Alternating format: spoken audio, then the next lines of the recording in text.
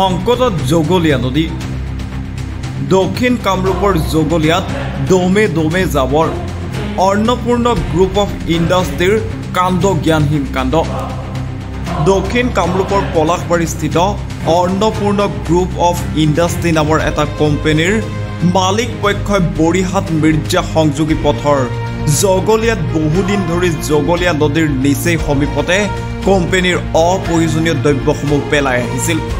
বিভিন্ন লেতেৰা সামগ্ৰী জগলীয়া নদীলৈ বৈ গৈ এক কদৰ্যময় পৰিৱেশৰ সৃষ্টি হোৱাৰ লগতে নদীখনৰ মাছ কাছলৈ ভয়াৱহ সংকট নামি অহাৰ ইংগিত বহন কৰিছে। এক প্ৰকাৰ ডাম্পিং গ্ৰাউণ্ডলৈ পৰ্যবেক্ষিত হোৱা ঠাইখিনিৰ কাষেৰে মানুহ আহ যাহ কৰিব নোৱাৰা এটা পৰিৱেশ গঢ় লৈ উঠিছে।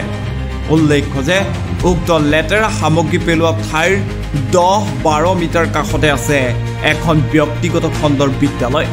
2013 চনতে গঠিত এই বিদ্যালয়ত শিক্ষা গ্ৰহণ কৰা ছাত্ৰ ছাত্ৰীয়ে পেলনীয়া সামগ্ৰীৰ গোন্ধত শ্ৰেণী কোঠাত থাকিব নোৱাৰা পৰিস্থিতিৰ সন্মুখীন হৈ পৰিছে।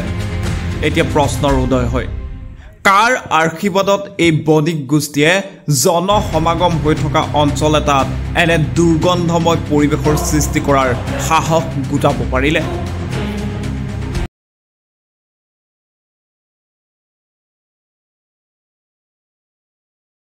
যেন পেৰেণ্টছ আহে সকলোৰে কাৰণে এইটো এটা ডাঙৰ সমস্যা হৈ থিয় দিছে আৰু এইটো যদি চলি থাকে তেতিয়াহ'লে ইয়াত আমাৰ ছাত্ৰ ছাত্ৰীসকল যথেষ্ট পৰিমাণে বিপদৰ সন্মুখীন হ'ব, এইটো নিশ্চিত। গতিকে ভাৰতীয় সংবিধানে আমাক যিহেতুকে এটা সুস্বাস্থ্যসন্মত এটা পৰিৱেশ আমাৰ কাৰণে নিশ্চিত কৰিছে, গতিকে এইটো আমি ৰক্ষা হোৱাটো আমি কামনা কৰিছোঁ। অতি সম্প্ৰতি কিছুমান বণিক গোষ্ঠীয়ে এই সকলোবোৰ নিয়ম নীতি বা সংবিধানে প্ৰদত্ত যিখিনি নিয়ম নীতি সেইখিনি তেওঁলোকে বৃদ্ধাংগুষ্ঠ দেখাই একেবাৰে ডেলিভাৰেটলি তেওঁলোকে কিছুমান কাম কৰি আছে, যিবিলাক কামে আমাৰ জনসাধাৰণৰ যথেষ্ট ক্ষতি কৰিছে। অকল এই অঞ্চলটো এটা ইণ্ডাষ্ট্ৰিয়েল এৰিয়া নহয়, এইটো এটা জনসাধাৰণৰ বসতি প্ৰধান অঞ্চল। গতিকে তেওঁলোকে যদি তেনেকুৱা ধৰণে ইণ্ডাষ্ট্ৰি গঠন কৰি বা স্থাপন কৰি বা ইণ্ডাষ্ট্ৰিয়েল যিবিলাক আৱৰ্জনা ইয়াত পেলাই এই অঞ্চলটো দূষিত কৰে, তেতিয়াহ'লে গোটেই অঞ্চলটো সম্পূৰ্ণভাৱে নষ্ট হ'ব। আৰু চাওক, ইয়াৰ কাষেৰেই আমাৰ যিটো ঐতিহ্যমণ্ডিত, যিটো মামণি ৰয়ছম গোস্বামীৰ ইতিহাস জড়িত হৈ আছে, তেখেতৰ যিবিলাক লিখনি, জ্ঞানপীঠ বঁটা পোৱাৰ যিবিলাক লিখনি তেখেতৰ এই নদীখনক লৈ আহিছিলে আৰু এই নদীখনক তেওঁলোকে ব্লক কৰি পেলাইছে, টোটেলি ব্লক কৰি পেলাইছে। যদিও নদীখনত আজি পানী নাই, কিন্তু বাৰিষা পানী বহে। আজি ব্ৰহ্মপুত্ৰতো খৰালি দিনত পানী নাথাকে, বাৰিষা হৈ যায়। যে আমাৰ এই নদীখনৰ যিটো ঐতিহ্য, নদীখনে এই অঞ্চলৰ সংস্কৃতিত বা এই অঞ্চলৰ অৰ্থনীতিত যি প্ৰভাৱ পেলাইছে, এইটো সম্পূৰ্ণভাৱে ধূলিসাৎ হ'ব।